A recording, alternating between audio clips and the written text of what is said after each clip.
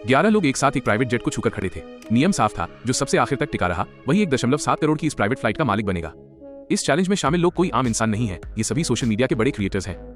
शुरुआत में हर कोई जीत के जोश में भरा हुआ था, लेकिन चूंकि इनाम पूरा जहाज था, इसलिए बड़े बड़े यूट्यूबर भी चालाकी से खेलने लगे। एक लड़के को लगा कि जहाज का हैंडल पकड़ना सबसे सेफ तरीका है, जबकि जॉर्ज और बाकी खिलाड़ी धीरे धीरे जहाज के नीचे चले गए, जहां बैठने की सुविधा थी और धूप से भी बचाव हो रहा था।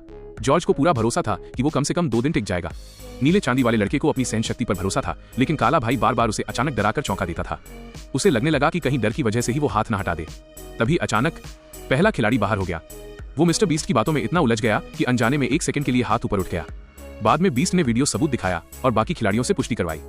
इस दौरान सभी काफी खुश दिख रहे थे, क्योंकि एक खिलाड़ी कम होने से जीत और नजदीक आ गई थी। सबको लगा कि अब मुकाबला लंबा चलेगा, लेकिन तभी एक खिलाड़ी ने बीस्ट को अलग से बुलाया। उसने कहा अगर उसे 1 लाख रुपए मिल जाएं, तो वो खुद ही बाहर हो जाएगा। थोड़े पैसों में गेम आगे बढ़ सकता था और यही बात मिस्टर बीस्ट को पसंद आ गई।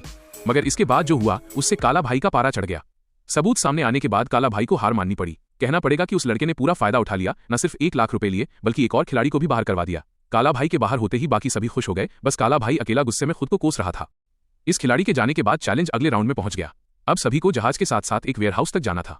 लगा था कि इस सफर में कुछ लोग बाहर हो जाएंगे, लेकिन उल्टा, सभी चल पाने की वजह से खुश नजर आए। यह उनके लिए शरीर को ढीला करने का अच्छा मौका था। सिर्फ 10 मिनट में सभी नए स्थान पर पहुंच गए। इसके बाद मिस्टर बीस्ट ने टॉयलेट के नियम समझाए। एक लोहे का ड्रम और एक टेंट, पूरी तरह प्राइवेट फील मिल रहा था, लेकिन शर्त वही थी, दायां हाथ हर समय जहाज से लगा रहना चाहिए। इसके बाद सीधा तीसरा राउंड शुरू हुआ। खिलाड़ियों को उल्टे क्रम में जहाज के अंदर जाना था। इस दौरान भी हाथ जहाज से अलग नहीं होना चाहिए था। क्या ये सब मजाक जैसा नहीं लग रहा? ये तो बहुत अजीब है। वो सच में उसे बुला रहा है? तभी एक खिलाड़ी को नया तरीका सूझा। हाथ को जहाज से सटाकर चलने से मूवमेंट आसान हो जाती है। वो अपनी लंबाई का फायदा उठाकर 2 लोगों के ऊपर से जाने की सोच रहा था, लेकिन आखिर में उसने उस जोखिम भरे आइडिया को छोड़ दिया। इस राउंड में कोई भी बाहर नहीं हुआ। सभी खिलाड़ी सुरक्षित तरीके से जहाज के अंदर पहुंच गए। सीट पर बैठते ही उन्हें लगा कि अब जहाज उड़ने वाला है, लेकिन मिस्टर बीस्ट ने उन्हें उसी पोजीशन में वापस नीचे उतरने को कहा। तो बताओ, आप कौन सा तरीका अपनाओगे?